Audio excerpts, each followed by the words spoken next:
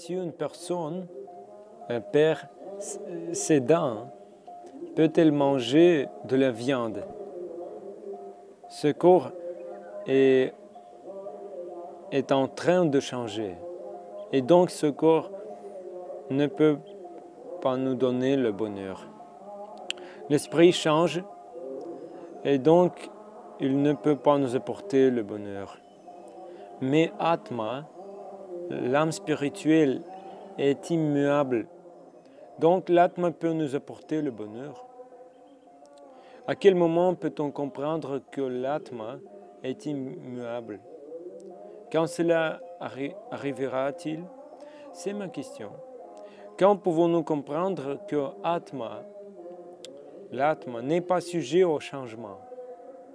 C'est une question très simple.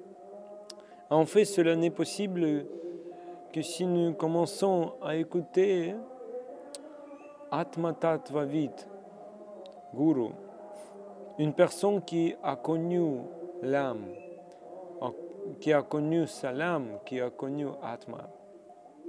En entendant Atma Tattvavid Guru, nous pouvons comprendre que l'âme est immuable. Avant de rencontrer un tel Guru, on n'attachait pas la connaissance à l'âme. On attachait de l'importance au corps. Et qu'est-ce que cela signifie, la communication avec sa personne, avec celui qui a connu l'âme? Quelle est cette communication? Juste être dans la même pièce avec lui?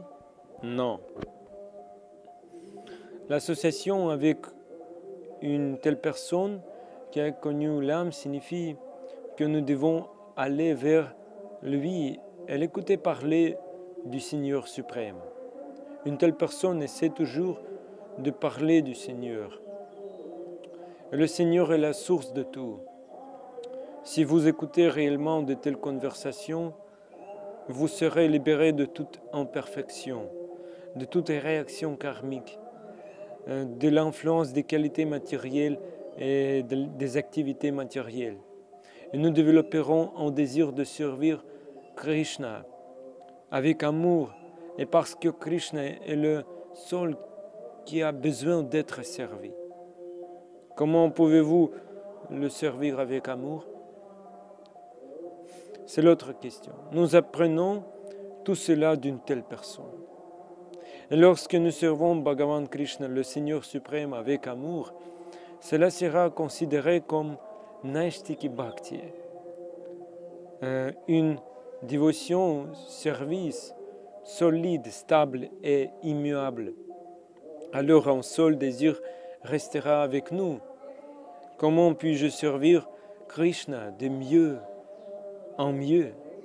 Mais pour s'engager dans un tel service de dévotion, il faut au moins se débarrasser de l'influence des qualités inférieures, le mode de la passion et de l'ignorance.